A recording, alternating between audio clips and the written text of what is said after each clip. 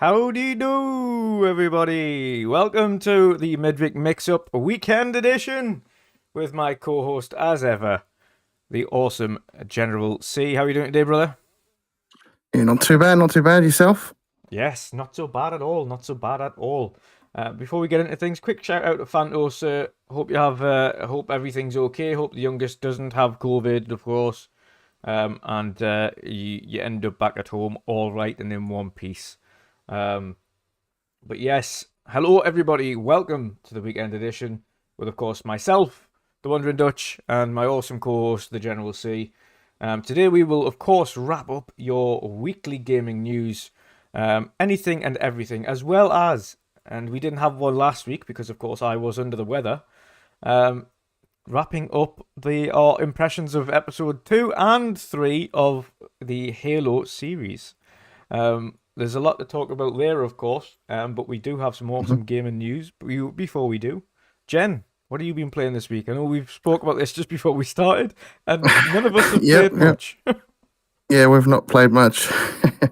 I played a bit of Fortnite with Stu for the week, just a smidge.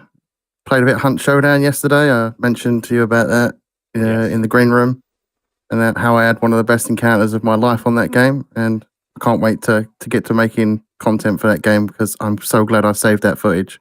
Yes. I went to see Morbius on Thursday. Don't recommend it.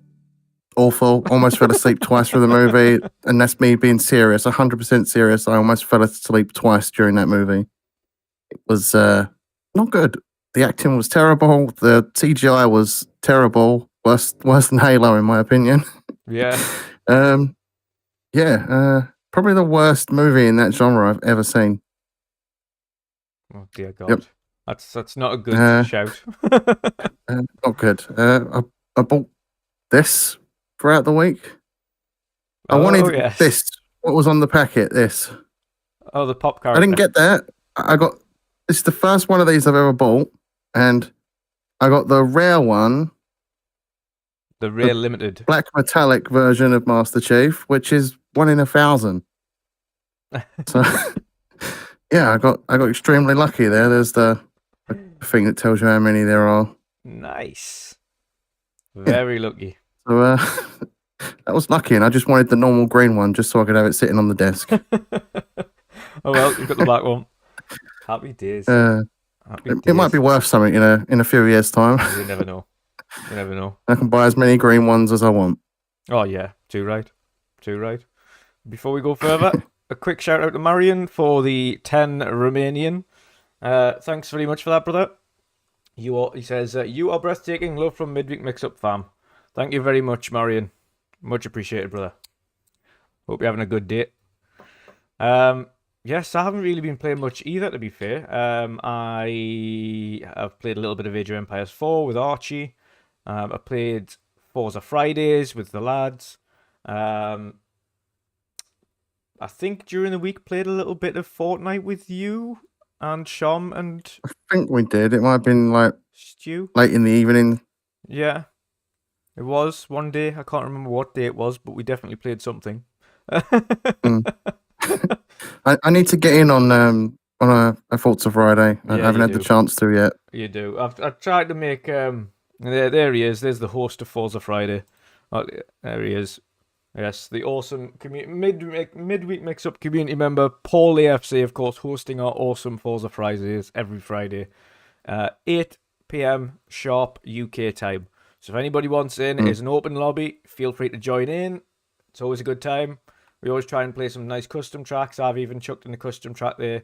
I might make a couple more to play it as well. But yes. Yeah, I'll try and get in on that this coming Friday. This coming Friday. Awesome stuff. Yes, definitely. I want to start getting a crew together for Sea of Thieves. I've mentioned that before. Spoke to Mick about it. He says Tuesdays are probably better for him. So, yes, probably looked at maybe to do a weekly Sea of Thieves thing on a Tuesday. Even stream it maybe. Get an actual Sea of Thieves kind of streaming schedule going. It's a game I should try and get back into, but I'm exactly the same. So many other games I'm trying to play at the moment. I'm exactly the same. It's because you know where it is though. It's and I see so many people are absolutely in love with it and have such a good time with it. Including I mean Pat and Emil. Like Pat doesn't play it as much now, but I know Emil plays it all the time. Erwin jumps on it Mm. every now and again. I know they're all pirate legends. Pat's a pirate legend. Everyone, and I'm only. To be fair, I'm not far off. I'm like level 40 something on most of me stuff, so I'm literally maybe one or two good sessions away from actually being pirate legend on the game. So Mm. I'm all right. I've had some time, but I want to start playing a little bit more of the tall tales. So the actual story missions in the game as well, and there's quite a few of the tall tales in there now that I haven't really played all the way through, or played at all.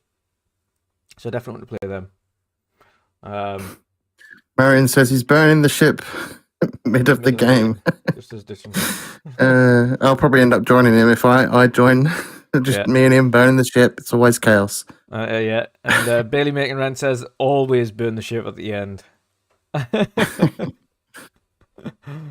Yes. That's not the case with me and Marion. We burn the ship at least 5 times. At the end of the voyage and at the end of the stream, you always sit back and burn it to the ground. It takes a long time though.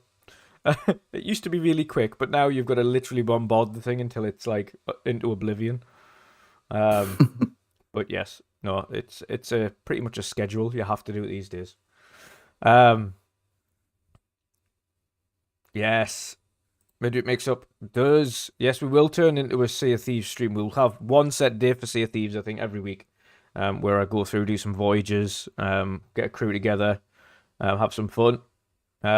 Of course, we can do. I forgot what the name of it is, but you can get several crews together under one flag, really, and do it that way as well. I think Xbox Mick knows how to set that up, so I'll be asking him to help set something up so we can have a few people sailing all in under one flag. But yes, let's get into the news for this week, shall we? Do we want to get into the news first? Or do you want to talk? Do you want to get into the news, or do you want to talk Halo? We can talk Halo and get that out of the way. That shouldn't take too long. Do you think? I mean, I haven't got much to say about episode 2 because I didn't really think much of it. Yeah, it was a story build. But episode 3 I really enjoyed. Welcome back. Oh, there we go. Channel member as well. For some reason I can't put that up there. But welcome back. Channel membership to Marion the Mad. Of course, renewing his membership there. Thank you, brother. He said that's for 7 months. He said don't forget to like, share, and subscribe. Yes, most definitely. Thank you, Marion. Yes, so we'll do a combination. Episodes 2 and 3. First of all, what did you think of both of these episodes? Episode 2, I thought really felt like a filler episode, which is weird when a show is just getting started. Yeah. Especially like you'd expect that towards the end of the season, maybe, but not episode 2. You'd expect episode 2 to pick up the pace a bit more to get you a little bit more excited and grip you into the show. So yeah, that felt a bit weird. I didn't go much about what was going on. I'm not really that interested in what's the character's name? Quan? Yes. I think is her name. I'm not really that interested in her story, and that even carries over in episode 3. I don't feel like I'm attached to that character. It feels like they're trying to like force something there, and I'm just not feeling it. Yeah. But you mean like everything about the Master Chief? You know what it reminds us of? It reminds us of that the character in Star Wars, The Last Jedi, I think it is, where the Chinese girl is in love with the with I keep forgetting his name as well. Finn, yeah. Mm. And that whole love story thing, and then like when she's trying to like have a heart-to-heart moment with him, he doesn't care. He's like, goodbye. There's always sort of sub-stories going on in the episodes. You've got the human that's with the Covenant. Yeah. And I'm interested in that story. But then they like bring it to those parts where it's Quan, and it sort of just takes me out of the episode. I kind of lose interest. Yeah. I know, I get they're trying to expand the universe, but like Quan, at this stage, Quan we don't really care too much about. I'm glad Yeah, she isn't really that much involved in the episodes. Like, it's very small scenes. Yeah, it just feels like they're trying to shoehorn in another sub-story that isn't sort of fitting in with what's going on with all the other stories. I think one thing people are happy with is that it didn't turn into a babysitter kind of thing where he was just traveling around with her all the way. I'm glad they didn't do that for no reason. Yeah. But yes, then of course we did get and that same second episode, however, of course we did get Quan was left at the outpost, the space outpost, with his old Spartan friend, whilst from training, who obviously damaged his arm and ran away. Yeah, like the opening for episode 2 felt a bit weird as well, where like you see the chief, it looks like he's trying to escape, and then he bumps into the other Spartan that he was planning on obviously escaping with. Yeah, and that felt really strange. Like they'd grown up together, and he's given him like this small amount of time to escape. Yeah. So that didn't really didn't make sense too much to me either. No. But we did find out in this episode that the object, the keystone thing, is going to direct them towards Halo. It's pretty obvious now. Yeah. And you find out that the Covenant are looking for Halo, which is the weapon, which obviously you'd know if you played the games. Yeah. So we know where the show's sort of going. We do. And I sort of have a expectation on where this season will end and where the next season will begin. What did you make of the whole prison sequence where that guy was kind of locked up and he had to go and see him, and the guy was like balmy, like nutty? Yeah, that was a bit weird. It looked like that guy Beetlejuice, not the movie Beetlejuice. Because when you said that the little guy Beetlejuice, they see you in a party chat, and you were like, "What?" I had to explain myself, but yeah, he looked a bit like him, and it just felt really weird, that scene. Like, and the way the Master Chief acted in that scene was very weird as well. Yeah. But episode 3 was way better in my opinion. It's probably one of my favorite episodes so far. Yeah, episode 3 was actually surprisingly, it was quite full of new info, full of direction. The story progressed a little bit more. Cortana was introduced. Let's get that out the way of. What did you make of Cortana after all the rigmarole? I really liked it. At first, when I first saw the trailer, I was like, Cortana looks weird. But I'm glad they show you that in the trailer to sort of get you used to it, what she's going to look like. And when they actually do it, it's done really well. Yeah, you know what it is? I agree. I think Cortana in the series looks and sounds a lot better than in the trailer. Like, the trailer wasn't the greatest of angles to really do the... Yeah, and the trailer made it look like she was going to be like a living being. You know the part that they should have put in the trailer? Is the part where Halsey speaks to Cortana for the first time when she comes, like, stops. Yeah, she's like sort of forms together as the hologram. She's like, "Hi, Dr. Halsey." And that's what it should have done. Like, when she appears as a hologram for the first time, that's the part they should have used in the trailer, because I think people would have been fine.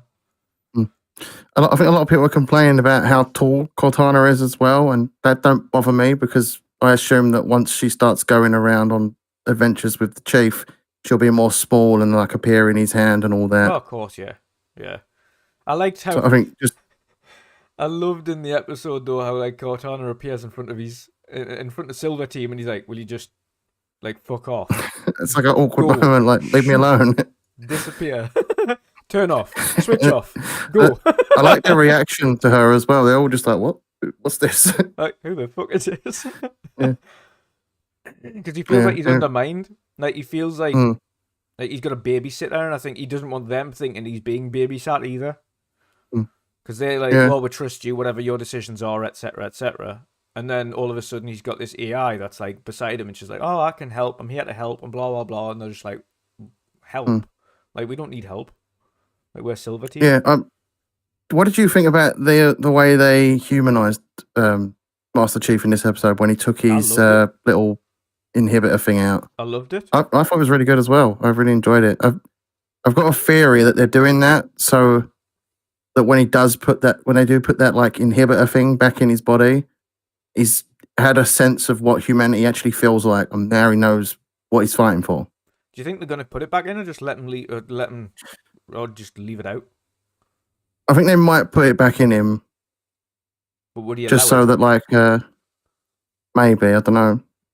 I'd expect them to put it back in just because it could end up like something like that could lead to something where he gets killed or something like that story wise. At the same time, though, probably won't happen. I was going to say at the same time now, because Cortana is effectively at any point in time got full control over Master Chief, as we've seen. Because in that same episode, of course, we saw him hold the artifact, pretty much in the beginning, hold the artifact, has his memories, initiates Cortana, and then as soon as he initiates, the relic stops, and he like freezes, doesn't do anything. Yeah.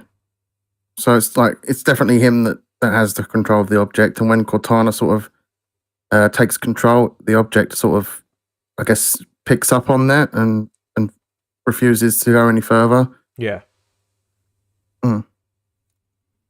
It's I just think Cortana was actually well done, to be honest. I like the fact that Cortana's trying, specifically because obviously we need to remember as well, right now, Cortana is early days, so she's trying to adhere to, she hasn't really got like a human personality right now. She's still very much a machine AI. Basically like a child, really. Yeah. And she's just undertaking orders. She's doing as she's told. Very much like in Halo Infinite, with the weapon, she was very much just taking orders, etc. And then eventually she started to get a bit of a sassy personality as you went through. And to be honest, I quite liked the way like the interaction was there, and she's starting to throw like a little sass hissy fit and things at him in Halo. But that's the point. Like they've done it that way, so you can see that it's not just going to be them best of chums as soon as they've been introduced to each other. There's going to be tension at first. You'd expect there to be tension at first, and then I guess as this series progresses, they're going to learn to trust each other, and they're going to become close friends and allies. Yeah. And they're going to learn how to rely on each other, that they need to rely on each other. Oh, 100%. 100% need to rely on each other. But yeah, I did. I really liked the human side of it. I liked when he was going into the city for the first time without his inhibitor in, and he was like looking at dogs, and the dog was reminding him of a dog that he has as a child. But then he was listening to music. And he picks up the football. He's like, he's wondering what it is, and the kid goes to him, "That's mine," and he throws it over to the kid. Yeah, a pretty cool interaction, and to see that human side of Chief. And then I think where we are going to go with this is that's going to give him a reason to keep fighting for humanity. Yeah, it's because he's had that interaction. He knows what it is to feel like a human now. Oh, 100%. I think I just like the way they're going about it without really spoiling too much about it. They're doing it the right way, should we say? In my opinion, anyway. I know a lot of people hate it, and a lot of people hate how slow it is. I know one of the key things that people are hating right now is how much the Chief has his armor off. Whereas I don't mind it so much because it doesn't bother me. As always, you don't get Pablo Schreiber in your TV series and then not show him at all ever. Like just have him permanently in his suit. And it's the case of he's at like his home base with the UNSC. He's not going to be in his armor at all times. No. You're not going to expect to see him sitting in a cafeteria with his allies with a plate of food, and he's sitting there with his helmet on, looking awkward. He can't eat his food. Like Silver Team's exactly the same. Silver Team are just like in the barracks and things, but they've got their inhibitors in. So they're just doing training, but even they don't have their armor on at all times. And even when Halsey speaks to him, and he's going back to find this other part of the relic, and he's like, she's like, why you got your armor on? He's like, because I'm going here, because I'm going to go and find the relic. She's like, no, you're not. He's like, yes, I am. It's like, did you see on Twitter though? Like the main thing that people took from this episode was the Master Chief's butt. Yes. The Master Cheeks. Master Cheeks. Yeah, you get to see Master Cheeks. That's where I love social media when things like that happen. That was hilarious. Yeah. Master Cheeks. Master Cheeks.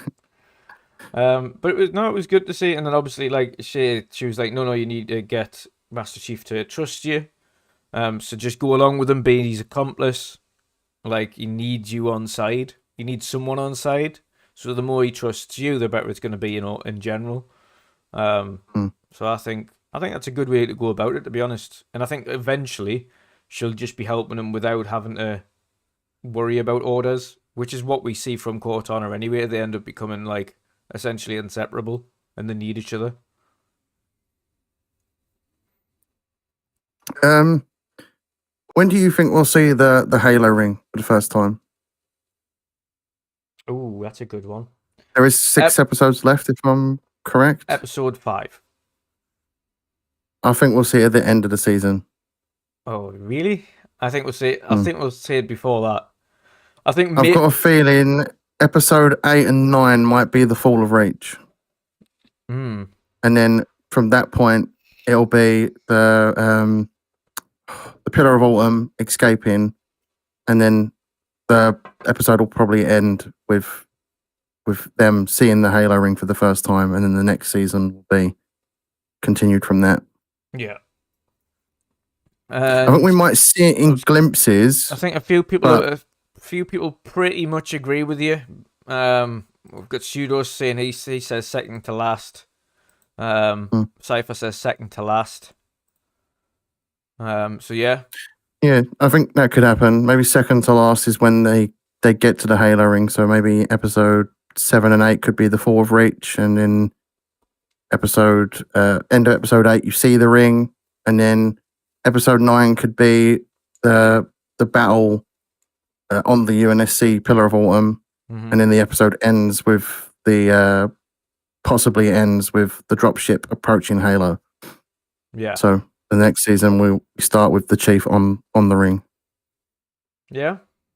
That's a good one. The reason I was going to say middle, like episode 5, was I don't anticipate this short off loads first.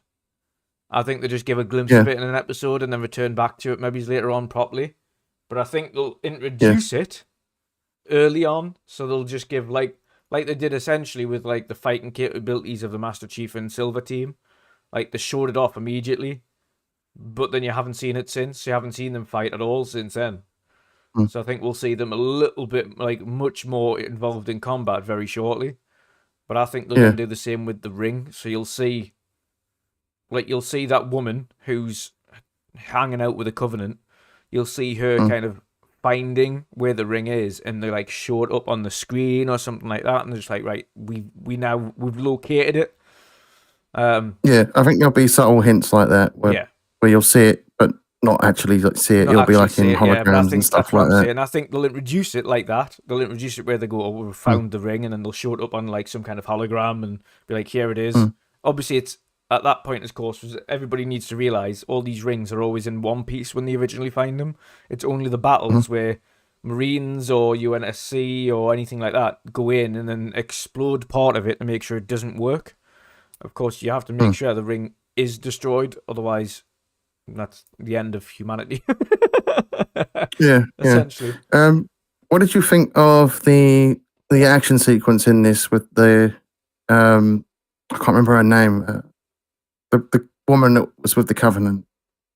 What did you think of that scene when that was the cool. UNSC? That was cool. I liked how she tricked them. I thought the hunter worms were done really well. Oh yeah. I would have liked it because you see kind of a glimpse of one of the hunters, a very brief glimpse of one of them, but not properly. You just see like a foot of like the hunter like walking away, and she's just standing there. But I would have loved to see one of the hunters, but obviously that'll be saved for a later episode with a big reveal and a big fight with Chief. But I would have loved to see one of the hunters like just like even materialize on the ship, like out of the worms. Like just appear there instead of just everyone death by worm. Do you think we'll see the flood in a future season? Yes. 100%. I think they kind of have to do the flood.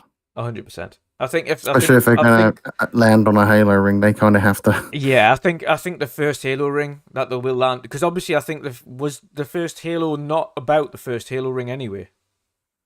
It was, wasn't it? Yeah, I think it was. Yeah. And the first Halo was the flood. The first Halo did have the flood in it, but it was like maybe halfway through the game. Yes. Yeah. So that's what I'm picturing. Because it is them finding the Halo ring for the first time, the flood are on the first Halo ring. I think this is where it'll go like double-edged sword. Obviously, the Covenant want the ring, but then find out there's something really bad within this ring, i.e. the flood. And then obviously the opposite side, the UNSC don't want them to have it, but they don't know about the flood that's on the ring. And obviously Muppet says, flood, flood, flood, please.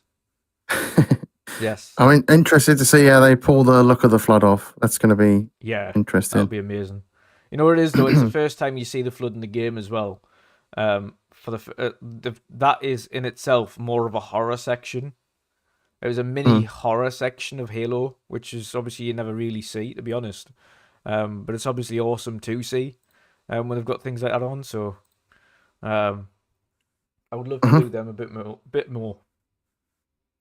I think at some point, maybe after season 2, they might do a spin-off series and do it based around the entirety of the Fall of Reach, and maybe have that season based on No War Team. Yeah. Just like a one-off season. Oh, yeah. I'd agree. I definitely... Because it is Paramount Plus's highest viewed series, and I'd imagine that they're probably going to order a lot more Halo projects because of it. Yes. I would agree as well. On this note, though, whilst we're still speaking about Halo, let's get some gameplay up. Actually, let's turn that gameplay off. Sweet. Right. So we have some Halo gameplay for you whilst we talk about Halo. Halo. The one thing that kind of bugs me about this Halo series is there was a perfect opportunity there for them to release some Halo TV series themed content. They just dropped the ball on that. Mm-hmm. They could have done a map. You want like some a Master Cheeks, don't you? one-off map. You want Master Cheeks? Master Cheeks. You want like they could have done Silver Team armor. Master Cheeks. Like a mod for just Master Cheeks running around, all Spartans wearing just their top half of armor and their legs and butt are hanging out. Yep. They're just running around. But yeah, like I feel like it was a missed opportunity. They could have really. They knew when the show was coming. Obviously, they knew. They synced it up. They could have done a map and some armor that's inspired by the 3 other members of Silver Team. Yes. Yeah, I agree. And they could have done it as like a 9-week long event because there's 9 episodes of the season, and it would have been a great event for people, and it would have filled that content void if it planned that out. And that was like a missed opportunity. So hopefully, when season 2 is getting ready to come out, they execute that sort of idea and bring some content to the game themed to the series. Yeah, I agree. I completely agree.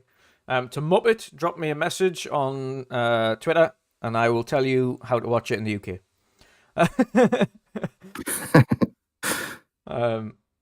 Yes, it's on a delightful little website I use, and it's in lovely HD. So yeah, I agree. They should have done much like The Witcher are with Witcher. Of course, they can't synchronize it because the patch isn't out yet. But when the patch for The Witcher next generation thing goes live, it's also going to come with Witcher TV series stuff. And I think really the TV series stuff should have had something in tandem with the game. I agree. I don't know what, even if it was like Silver Team stuff, like you mentioned. Yeah, it's just a way to like push gamers into the TV series because they go, oh, it might not be as bad as we expect, and they watch it. And you know why I don't get is why they don't put in Cortana as your AI or an AI that you can use in multiplayer. They could have done that as well. They could have had a TV series themed Cortana AI. Yeah, they could have done a number of things. It just does feel like a missed opportunity. It does. Sometimes it feels like that all the time, though. Like they should have really took advantage of it and haven't. So, like they could have made a map themed on the planet Madrigal, like the Yes. compound that they fight in the first episode. Yeah. Well, Magic, that compound looks cool as well, especially for like a little like a 4v4 arena. Yeah, that would have been perfect opportunity. I mean, they really should. There you go. There's your hint 343. Do a magical map. Mhm. There you go. It looked like a cool little Plan place. It was some- full of cars. It had Plan some it had- Halo TV series content for season 2. Yep, do it. Work together. Create things that work together. That'd be good. It's like free advertising for the show as well if they do it. Well, it is. It benefits all parties Yeah. because then it could bring people from the show to the game. They go, oh, Halo's a game, and they're advertising content for the game from the TV series. Oh, I'm going to go check that out. Yeah. BMG. Super chat. Awesome, brother. Scal to yourself as well. Skull. Have a good day. Thank you very much for the super chat. 179. Appreciate it, brother. Appreciate it. Yeah, it's a missed opportunity. Hopefully they'll be able to kind of pull it round and show it off a little bit more. That's the sort of stuff they need to look at doing, though, to fill those content voids. Yeah. Because Halo Infinite is, as we know, is planned to be a 10-year long game, Yeah. multiplayer at least. We're, almost 5 months down the line, and where's the content? Yeah. It doesn't give me hope for the rest of the 10 years. Nope. We've barely seen anything new in this game. No. I'm gonna try out the 2 new maps, see what the 2 new maps are like. Mm. Even if I launch some custom games to try them out, because I'm not gonna wait until I get them in a cycle on multiplayer. I'll just set up a couple of custom games, try out the new maps. If they're good stuff. If they're not, okay, we'll just have to wait. I mean, I'm always going to love Halo and always go back to Halo, but it just feels like at the moment their priorities are sort of elsewhere with making content. I think you're right. And though, hopefully, once they get all of the stuff that's missing from Halo out, they can just put full focus into more content. I think they should have. Definitely done the tie-in with the series and the game. Yeah, it would have been launch. perfect, absolutely perfect. Yeah. An event that would have brought people back, a brand new map Yeah, just magical. for 9 weeks. And then 9 weeks. That map is in the cycle, and then that map and silver goes team away, armor. and then it just pops up every now and then. Yeah, and silver team armor. There we go. Sorted. Yeah, I would have got like the big guy, like the big heavy duty guy. I would have got his armor. He's cool. Yeah, they could have done it as like the Fracture Tenrai event, where it was like a sub sort of battle pass thing.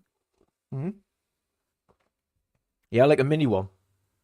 Yeah, like a bunch of free content that helps advertise the show. Yeah. There's another super chat coming in from BMG there. 179. Thank you again, brother. He said I won't be jumping into Halo till co-op lands. Yeah. I completely understand why people don't, to be fair. I completely agree. Paulie FC, he says, what happened to the 13 maps we were promised in early January? Yep. We're not going to go over everything we've already said before, because me and Jen have spoke about it a lot. Unfortunately, it's a case of we have spoke about it, we've mentioned it, we've done what we can. We can't keep going over the same stuff over and over again. And none of our issues are with gameplay, because gameplay is not the issue. Gameplay is amazing. It's just content. They need more content. They need it sooner rather than later. And of course, all we're just going to do is just not play it until there's content. It's as simple as that. We're not going to continue to gripe about it, because to be fair, we've said our piece. We've said what we need to see. It's not going to get us anywhere by seeing it every day for a year. When that content is available, eventually there, and sufficient content, then we'll all be back playing it. It'll all be great. But right now, it's not where it needs to be. Yeah, right now it's not where it needs to be, and we're just gonna have to hope. I'm kind of tired of Halo. You know what it is? The only thing is that I hope that the content arrives before it's too late. I think for some people it might be too late. I meant more for the I think more for the studio than the people. Like it's before the studio itself have got to a place where the average player count is far too low, and it's still trying to bring people back into it. Then, that's why if they did more of those sort of events that tied in with, they could tie stuff in with book releases for Halo, comic releases for Halo. They could do events themed to really anything that comes out for Halo. They could do a damn event for the cookbook that's coming out for all I care. At least it's some content for the game. Yeah, well, let's not even talk about that. But BMG says, "Forget Halo. Where's the new Barbie horse riding?" I know. Is it? It must be delayed. I'm sure. It's definitely delayed. But anyway, let's. Even though we've got some gameplay going on in the background, a bit of Halo, obviously from the campaign. Let's talk about some of the new announcements this week. First of all, we'll start off with the one that we have spoke about briefly in the middle of the week, and that is, of course, the introduction of a new Tomb Raider on Unreal Engine 5 that was announced at the Unreal event. Of course, that is awesome news for anybody who has played, and personally, of course, it is Tomb Raider to me is still better than Uncharted, my personal opinion. I still prefer it over that. It essentially the original Uncharted. Before Uncharted got that idea, Tomb Raider was already doing. It probably wouldn't be a Uncharted if Tomb Raider didn't exist. Yeah, exactly. It definitely got their inspiration for it. Of course, difference is in Uncharted is they know they're thieves. They act like thieves. They go and do the treasure hunting, posing as thieves to get them and sell them on. They don't get them in order to have a treasure trove of things that they're keeping or putting in museums like Tomb Raider does. They are thieves. Whereas Tomb Raider is obviously she robs tombs and then gives it to museums or whatever, or at least originally, until they started getting involved with these people that were trying to get the things for nefarious reasons, and then she has to try and fight against them, etc. But Shadow of the Tomb Raider was absolutely awesome. In fact, the previous trilogy was brilliant. I've only completed the first and the second one, not played the third one. Yeah, you need to play Shadow. Shadow was brilliant. And it was beautiful. I did have it. I think I had it on PlayStation 4, actually. Yeah? Because didn't it come out on PlayStation 4 before the Xbox copy? No, I don't think so. That was, the Xbox, which one was it? Xbox got one of them first, but PlayStation never had a Tomb Raider first yet. Xbox had their first Tomb Raider game first, I think. I don't remember why I had it on PlayStation 4. I just never played it. I know my dad played it. You can get all three of them now in the sale, the entire collection, for less than 20 quid. I think it's 17 quid for the entire trilogy of the newest Tomb Raider. That includes Shadow. I really enjoyed the first one and the second one, so I'll likely enjoy the third one. I just never got round to it. For Stu in chat, of course, I can confirm I've never played a Tomb Raider. If you haven't, and you have a spare, I think it's 17, 18 quid. Like I say, it's on sale now on Xbox for the full trilogy of the newest one, all the way up until the most recent Shadow, and it's beautiful. Such a beautiful game, really great mechanics. You use the environment to camouflage yourself in certain areas and hide and stalk people and kind of stealth kill them, or you can just go full tilt and attack them all. Such a great game, really awesome, like set pieces and cinematics and a good story, good character building. 100% recommend it. The first one had fairly okay multiplayer as well. Yes, it did. Yeah, it did. But I'm really looking forward to the new one on Unreal Engine 5. I've got no doubt they'll be pulling off something tremendous because they made the previous games look beautiful. So it's no doubt this one's going to look even better than it ever has before. I'm interested to see where they take the story for this one. But yeah, is it likely something you'll be getting back into then? Are you gonna, or potentially even maybe play through Shadow before it comes out? Definitely need to go through Shadow of the Tomb Raider. Yeah, do it as soon as possible. Yeah, because I don't know if it does somehow tie in with that. Did they say it's a reboot? I'm not too sure. I think so. BMG, you missed. Oh no, it was a super sticker this time. A super chicken. It won't show it on screen. I'll show you super chat there. $1.99. Thank you, BMG. It's a super chicken by the looks of things. It is. Yeah, it's a super chick. That's. I love these random super stickers you can send. Thank you, I mean, BMG. I'll likely get it. Yeah. Yeah, 100%. I'm just looking forward to seeing what they come up with. Of course, this is the announcement that it's being developed, which means that it's probably some years away yet. At least 2-3 years. Yeah.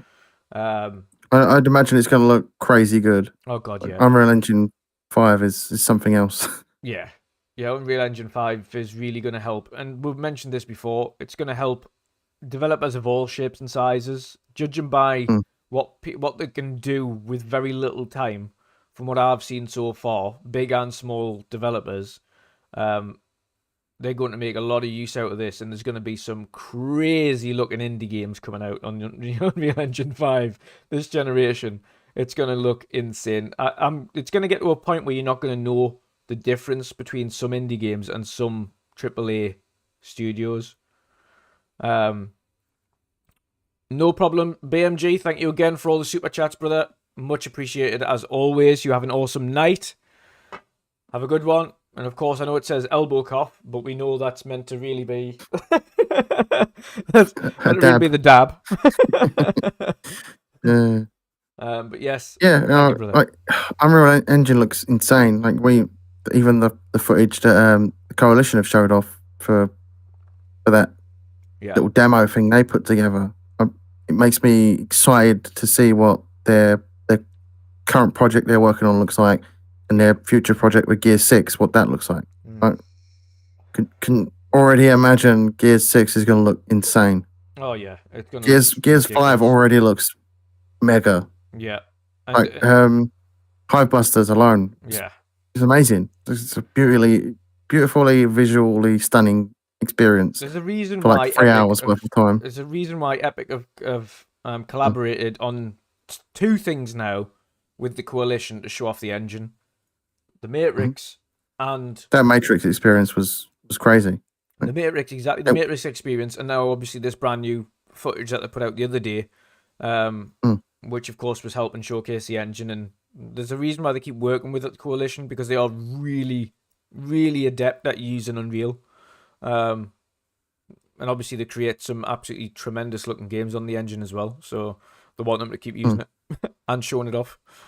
Paulie FC says, it's about time you got Half-Life 3. Gabe will tease you until the end of days. He's brought out Steam Deck. I think if there's going to be a Half-Life 3, it's going to be soon. Of course, they brought out Half-Life Alyx. If you haven't got a VR, that is a reason to own one. Half-Life Alyx was actually brilliant. I'd never played Half-Life 2 until recently, and I've got a parcel play coming out on that. Yeah. Really good games. Really good games. Specifically for that time. Of course, I don't know how well they age because I haven't played them for a long time, but for their time, really great. Pretty good. Pretty good. They hold up pretty well. Someone that's like new to that sort of series. I played Black Mesa last year. It might have been the year before. Yeah. And that was pretty good. So I did a parcel play on Half-Life 2, and that should be coming the next couple of days. Got to edit that tomorrow, so maybe Tuesday, Wednesday that'll be out. Nice.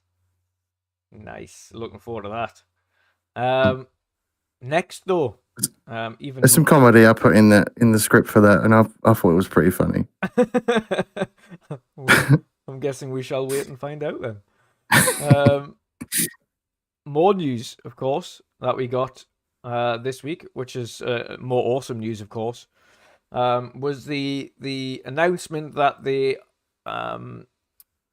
have agreed to do a complete remake of Max Payne 1 and 2. I can't wait. I'm excited for that. Have you played them before? Yes, on the old PS2. Yes, I loved them. PC. I loved them. I thought they were great games. So I can't wait to see what those games look like remade. Oh yeah. How everybody else in chat who else has played Max Payne before or played Max Payne? I'm granted it'll be to some of the slightly older people in here. No doubt you'll have played Max Payne. I think Paul might have done. Max Payne 3 was awesome as well. I love that game. See, I preferred the originals, like 1 and 2. I wasn't that much on 3. I'm just hoping that they bring back a new Condemned. That's my only thing left on my wish list now, I think. I would love to see that come back. We've talked about that a few episodes back. Yeah. For a lengthy period of time. No, definitely. Definitely. It's but yeah, it's going to be absolutely awesome. And to be honest, it was very unexpected that Max Payne 1 and 2 had been brought back, and of course it was the first time we'd seen bullet time in a game. And pretty much the first game that had ever introduced something called bullet time, which is of course the slowed down motion where you can kind of Matrix jump in the air.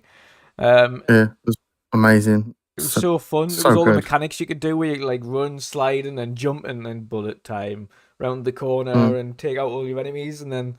Do you remember that game Stranglehold? Yes. That had bullet time as well, and I love that game. Yeah.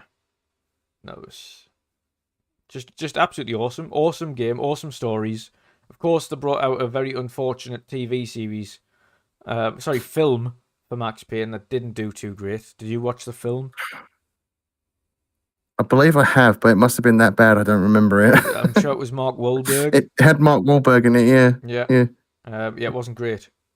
Yeah, I really can't remember it, so I must have erased it from my memory. Yes. But I'm pretty sure I've seen it. Yeah, it wasn't great. I'm planning on doing the same for Morbius. I'm trying to erase that from my memory as soon as possible because it's bad. It's probably Max Payne level bad if it's as bad as you're saying. Yeah, it is. It's not great. It's not great. It's one of them. It's one of them adaptations that just didn't work, as it should have done. But yes, so that's again. It's just great to see some of these older franchises come back, and of course, we don't want to see them just revitalize every game known to man.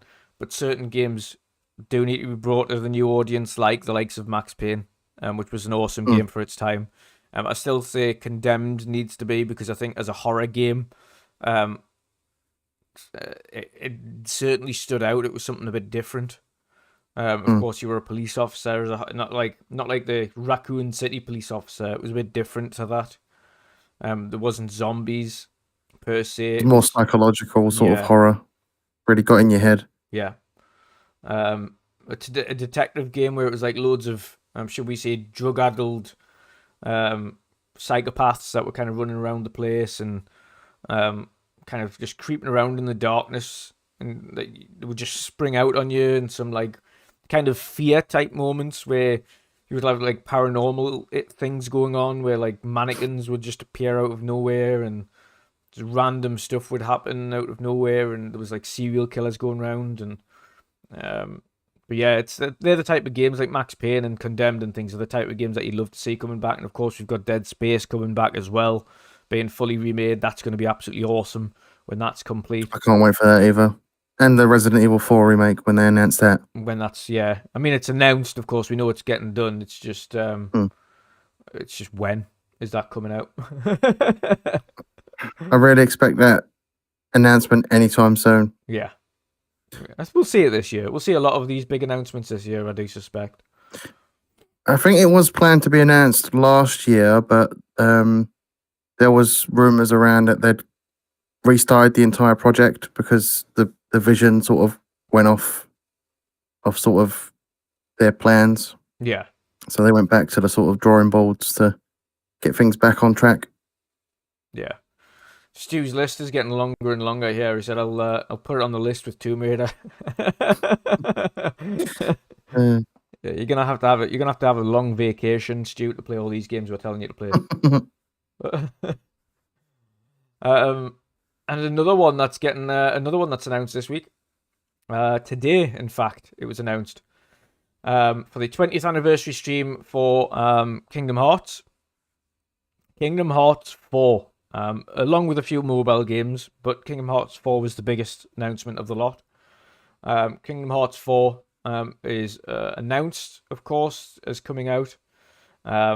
I'm a big Kingdom Hearts fan. I've got most of them. The only one I haven't got is that weird musical one they brought out very recently called Memories of Melody, which is not something I was interested in the slightest.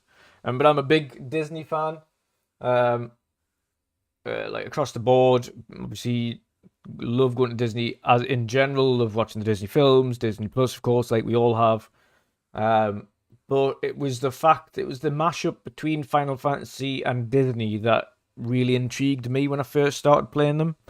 Now, I didn't play it when the Kingdom Hearts first came out because I didn't have a PS2 or a PS3. I can't remember which one it started on.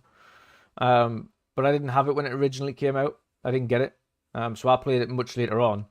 And it's just such a really intriguing story because it is a mixture. Of course, you've got your Disney characters that are involved in it. You've got your Mickey, your Minnie, your Goofy. Your Minnie. Actually, Minnie is there, but she doesn't really get involved. Goofy, you've got Donald Duck, you've got all the main ones really. And then you've got the villains and the heroes that appear in the earlier ones. So your Hercules and things like that. Of course, you've got a lot of the evil queen and things like that appear in there as a villain in the games, and they all have their own set Disney worlds as well. So when you see Hercules, it's in Athens, and it's got that art style. So in the newest Kingdom Hearts, and this is what I liked about the newest Kingdom Hearts as well, is every different area that you went into, so every little universe was styled to that film. So for instance, when you went into Toy Story World, it was styled and graphically looked like Toy Story. And obviously you had cool. Buzz and Woody and all of the characters and things that were there, and they all looked like that. And your character changes as well. So your character doesn't look like Sora that you see in all the videos whilst he goes into that universe. Your character changes to look like a Toy Story toy. So he looks like that. That's pretty cool. And then you've got Monsters Inc. World, and it's exactly the same thing. So your character changes into a monster instead of being just Sora. So you actually change there, and you've got Sully and Mike and all of the people that go along there. And of course I need to play that. It sounds pretty good. It is really well done, and every world is like that. So no matter what world you go into, your character changes to match it. And the Pirates of the Caribbean thing as well turns it into like a more ultra realistic setting. So your character then is, of course, a pirate, but you've got actual Johnny Depp. What's his face? Captain Jack Sparrow. Yes, you've got actual Johnny Depp, Jack Sparrow in there. You've got Barbossa and everybody in there, like all looking like they're meant to look like.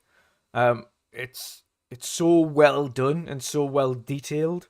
And of course, the world that you have to go around and the universe that you explore. And all of this you can explore at different times, and you can go back to each different place.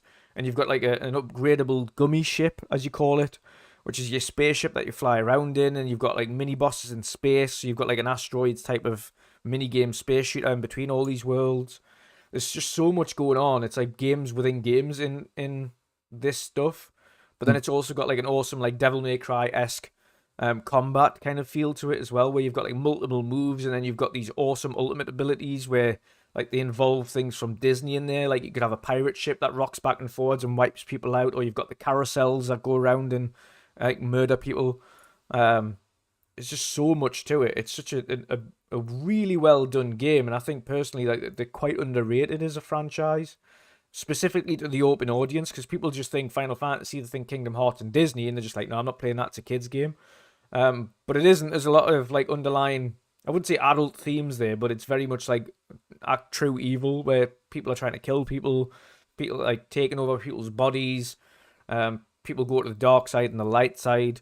There's like an evil faction that's working throughout the entire thing, and they're trying to like get people into their team by force, not by choice. It's just so well done, and I'm really over the moon that they have got a Kingdom Hearts 4. I don't know where they're going to go with it. They did kind of tease at the end of Kingdom Hearts 3. But of course, I've not played any of them, so it is I need to sort of that's on dive into those. Yeah, is it? It is. It's pretty cool. Yeah, I've never played any of them, so yeah, I'll I will jump into them at some point. It'll give me an Definitely. excuse to do a parcel play on it. You can get the first. You can certainly get the first. I think it's 1.5 and 2.5, which essentially is like the HD remasters of the originals. So you don't don't have 1 and 2 anymore. They've got 1.5 and 2.5, and they're the HD remasters of the first 2 games.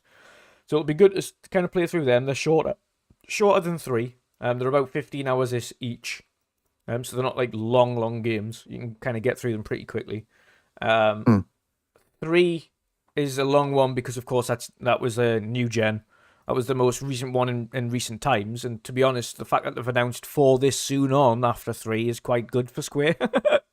Because 3 was miles after 2. Miles and miles. It was years and years later that they actually announced 3. I'm sure it was like a good 7 or 10 years later or something. Yeah, I'll probably pick them up at some point soon and do a parcel play on it. See what I think. Yeah, I think you'll like it, to be honest. And they have, like I say, they've got the original character voices in there. They've got your original Mickey voices and Donald Duck voices and everything in there. So all your Disney characters are voiced properly. Same goes That's for cool. the villains and the heroes and everybody you meet. But it's a good little backstory to it as well. Really nice backstory. So I definitely recommend it. It's surprised to see it get announced. But glad it has been. Speaking of things that need to be announced, though, what would you like to see coming? What would you like to see announced this year? Stop the Zombie 2. It's never going to happen, but I can hope. You never know. Stranger things have happened. I mean, they brought it back. Maybe they brought it back for a reason. Yeah. Because it did go away for quite some time from every storefront under the sun. And then they brought it back randomly last year in March. And I was like, oh, maybe it's time. So, yeah, could happen. I don't expect it, but you never know. I'd love to see a sequel to that because there was one in the works when it was originally at Wide Load, because Aspire were the publisher and Wide Load were the creators of the game. And then Wide Load got bought by Disney, and then it was like vaulted by Disney for so long, and then they must have sold it back to Aspire unless the rights reverted back to them because it was not touched for so long. Yeah. So I don't know. Maybe they've got some plans with it. Yeah, you never know. You just never know. You never know at all. Yeah, it's the only thing I'd ever want to see. Oh dear me. And of course, we don't have E3 this year. No doubt there will be more shows, and there'll be a lot more announcements. I think there will be shows that sort of fill that void. I mean, Jeff Keighley's got his Summer of Games. I think Jeff Grubb came out and said that Microsoft show is slated for June. Yeah. Because I think he originally came out and said it was for May, but then he corrected himself when he got new information. Yeah, so June. It'll be June and September, so they've got one for both. And of course. So yeah. Go on. I fully expect events then. Probably not a PlayStation event because they do their own thing as they've always done. Yeah, they're going to do another recent state of years. play again. I want to see them do more in-person one, but I don't think they're going to do that again. I think they should.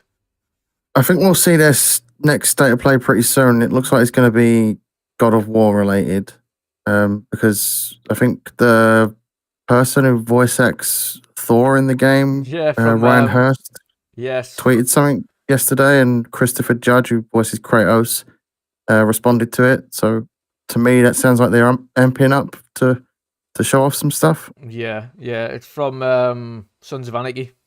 Opie. Oh yeah, I thought he was great in that. Yeah, it's still the saddest moment in that by a long shot.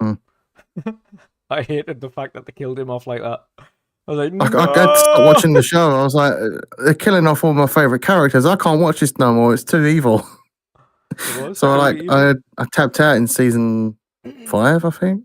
It's like, nope, I can't watch my favourite characters die anymore. Yeah.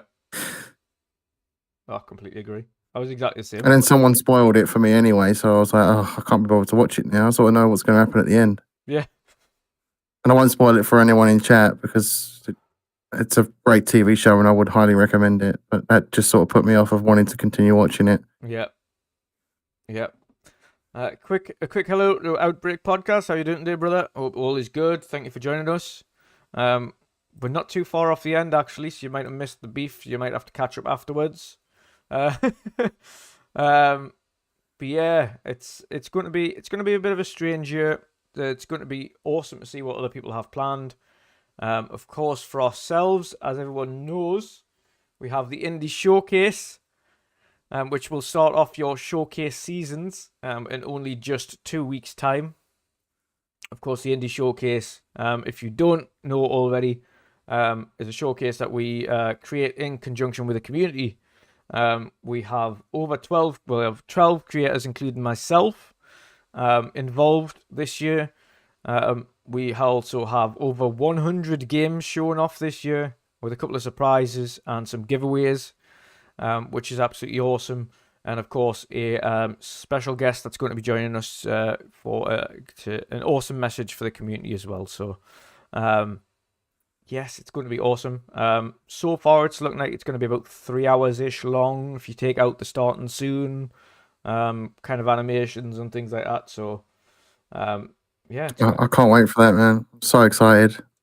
In the trailer alone, there's so many great-looking games. And you've said that's not even half of the stuff. So I can't wait to see what else is there. Yes. Yeah, I mean, within that trailer, I think there's maybe 10 or 12 games or something like that. And obviously the show has over 100. So there's a lot to show. And there's some, like I say, there's one game in there that I know when you see it, you'll be like, that's cool. That looks cool. Cool soundtrack, cool animation. Like I say, it's like some kind of weird futuristic cowboy-esque game, but it isn't at the same time. I can't wait to see that. Anything cowboy themed, I'll eat that up. You'll know when you see it. You'll be like, yes, this is the game he's talking about. It's got a cool soundtrack to it as well. Especially with Hunt Showdown being like my favorite multiplayer game of all time. Yes. I just love that game. You know what it is, though? The thing is I've seen every one of these. So I've seen all 100 plus of these trailers countless times now from editing and prepping the show. So I've seen them all a lot. So like this show for me is mainly just making sure it's running perfectly for everybody else who gets to watch it, and of course making sure that the live event goes well. But there's still I'm excited. Still a lot of trailers on there that I love to see back again, and one of them is the one that I'm talking about for you. I love the way they've kind of got that trailer. They've kind of choreographed that trailer and done the artwork for it, along with the music and things. There's a few trailers like that are just absolutely awesome. That I can't wait to see it. I'm sure my list of games is going to grow after watching that. Yeah. Yes, it is. And then for anybody who's watching, anybody who does watch, no doubt that's going to be the case for yourself, because there's a lot of games in there that you wouldn't think are indie games as well. Some of them, of course, there's going to be a lot there that is apparent that they're indie games, like pixel art ones and things like that. But then there's going to be a few that stand out that you've never heard of before, and maybe you've never seen before, and a few that are like super high end in graphics quality that you'd think they were AAA and they're not. They're indie. They're very much indie developers. So yeah, it's going to be awesome. I actually just earlier on got done watching essentially the entirety of the show minus a couple of the end bits, which I'm still putting on, but the entirety of the main chunk of the show, doing a quick kind of proof watch, should I say. So it's already, technically, it's already in OBS as a show and ready to rock and roll. So it's there. I could tease people with it, but it's, yeah, you aren't getting it yet. There's still a couple of little bits of money. Yeah, so if anyone's in chat hasn't seen the trailer for the Indie Showcase from Dutch, go and see it. It's bloody amazing. Go set a reminder as well. Yes. Or if you want to do both, go on to the one with the reminder and the trailer plays for you automatically. So, yes, of course. And leave a like in the old like section. Yes, most definitely. It's going to be a case of And here everyone. too on this podcast. Yes, on this podcast as well, yeah. And for those watching afterwards, I hope you like it as well, what we speak about. I hope you you enjoy the show and enjoy what we talk about. Yes, Manscaped, baby. Manscaped indeed are awesome sponsors. Take care of your balls and your balls will take care of you. Yes, exactly. You know the score. But yeah, it's good. It's definitely going to be interesting. All I would continue to say to everybody is, for those watching, make sure you got plenty of snacks, plenty of drinks. You sit back, you chill out, you relax, you enjoy watching and looking at some absolutely awesome indie games. It's going to be insane. I'm looking forward to everybody seeing what everybody's chosen. Of course, there's some ones that are already out. There's some games that you might not have seen before. There's some games that are in alpha. Some games that are kind of very early alpha. Some games that are kind of just early development. And of course, like I say, there's some that are on Game Pass now. There's some that are on sale now. So it's a good mixture of both. Some stuff you can sink your teeth into very soon or now, and some stuff you can look forward to. Quite a lot of stuff you can look forward to. One of the games actually that is going to be shown, if you haven't already seen it, because a lot of people will have seen the Game Pass list for this month and not known one of the games. And one of the games that is on there is called Lost in Random, and that's going to be shown off as well. So if you want to see more of that, we'll be showing it on the showcase. It is dropping into Game Pass this month as well, at the tail end of the month. So there's a good chance it probably drop the week of the showcase. So we'll be showing it on the showcase, Lost in Random, and that's going to be available in Game Pass as well. I remember that game now. I had real big interest in that game when I saw a trailer of it before. Yes, if it looked really good. To give a good idea to people what Lost in Random kind of would make you think from a visual perspective is Psychonauts. Yeah, I see that now. Yeah, looks like it's like Psychonauts in its art style. Very much like weird and wonderful character creations and visuals and things like that, and like mad worlds, and yeah, it looks really friggin' interesting. Really interesting. So yeah, and of course, I'm sure there's going to be so many games from this indie showcase that I'm going to want to do a parcel play on. Oh god, yeah.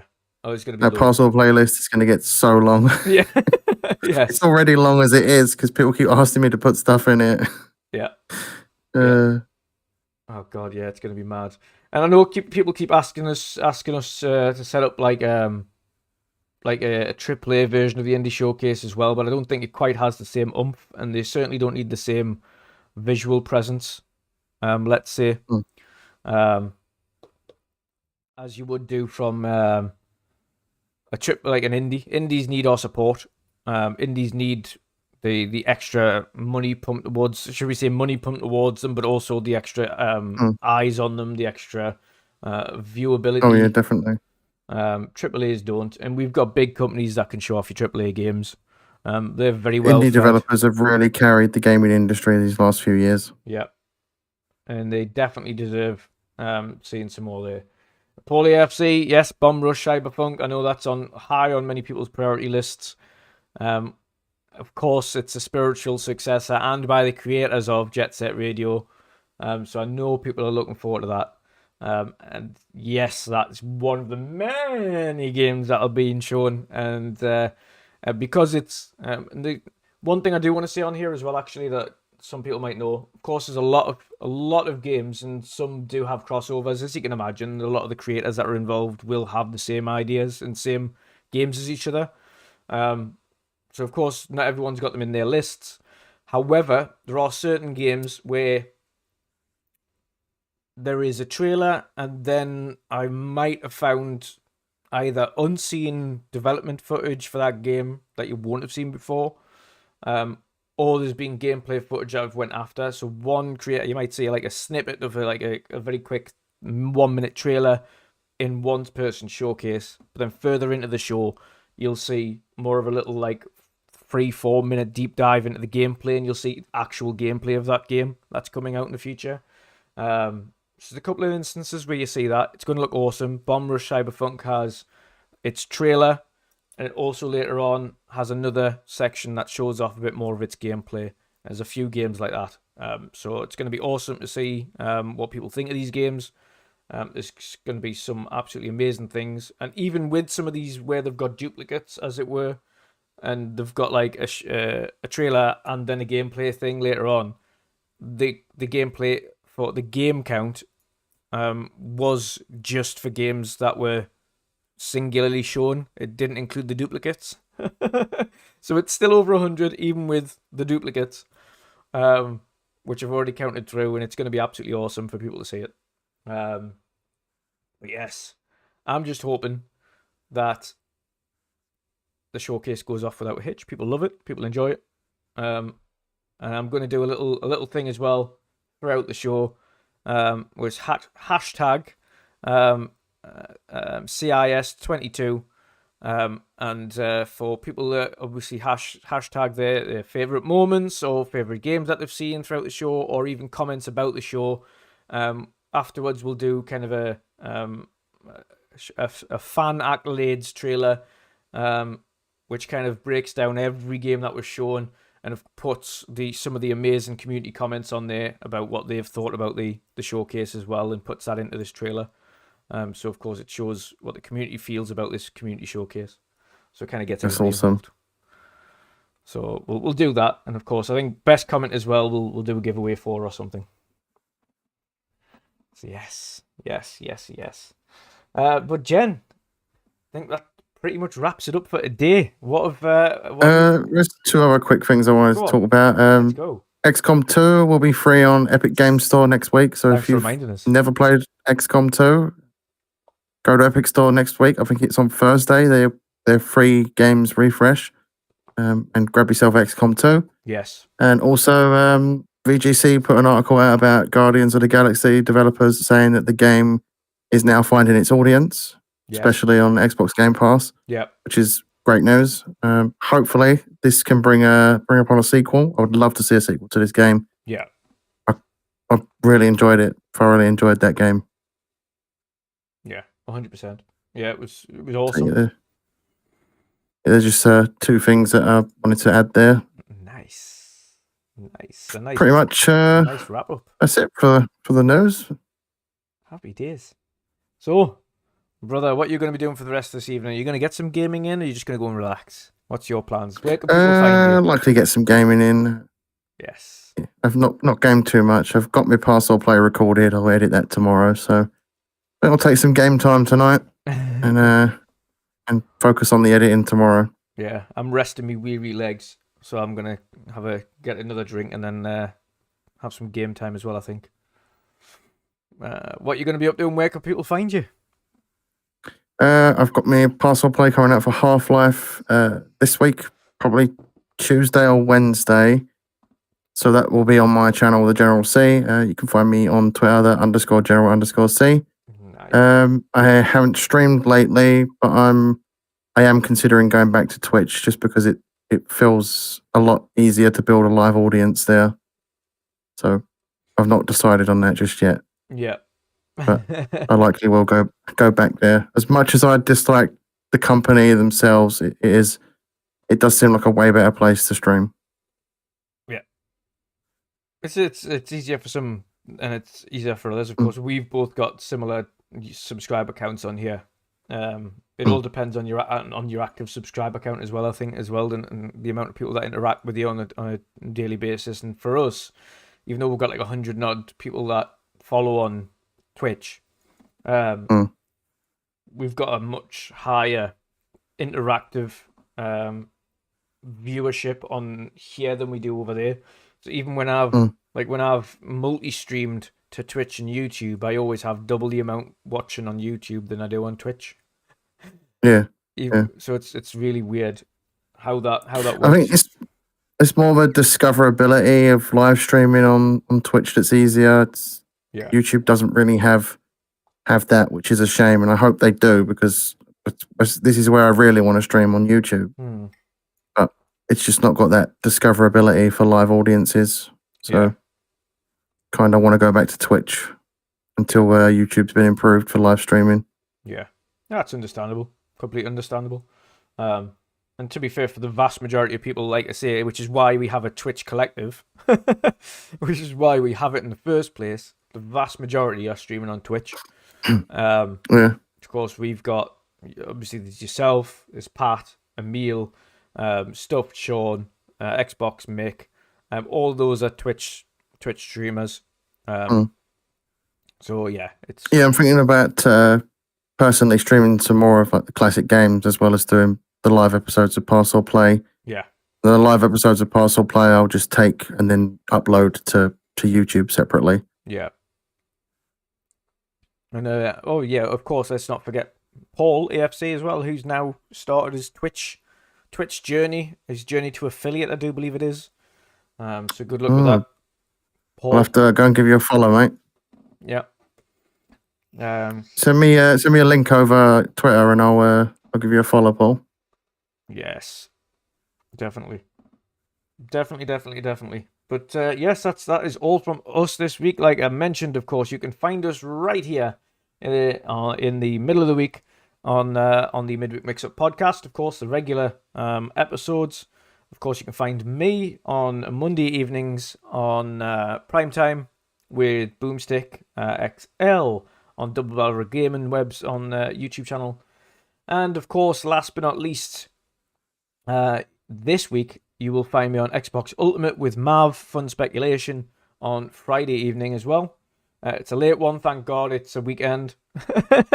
But yes, and of course this week for the UK, it's a bank holiday weekend, a 4-day weekend. So ultra gaming time, no excuses from everybody.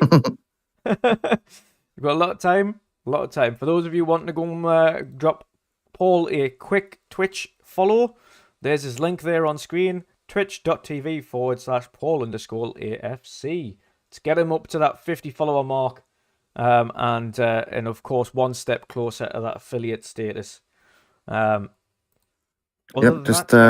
got him a follow there. Nice. Other than that, chaps, I hope everyone has an awesome weekend. For those of you watching after the fact, again, I hope you enjoyed the show. I'm going to have to catch up and get all of these shows and podcasts back onto Spotify because I've just lost track and I can't be arsed. But I have to be arsed, and I need to put it on Spotify because I know people want to listen to it on Spotify as well or catch up on things on Spotify. So I will do it. I'm sorry. I will do it. Yeah. But yes, other than that, hope everyone has an awesome evening. For those of you who are jumping on the Xbox or whatever afterwards, enjoy your gaming evenings. Hopefully your work weeks fly over nice and smoothly. And of course you manage to get some awesome gaming in. But until then, it's a goodbye from me and bye-bye from me too. And I was waving off screen there for a minute. I wave all around the screen. Everyone has an awesome evening. I will leave you with this with the CIS 2022 trailer again. Don't forget wait, it's this side, right? Yeah. Take care of your balls. Take care of your balls down here. And dress up like a Viking and take care of your balls. Dress up like a Viking. Yep. Have an awesome evening, guys. See you all later.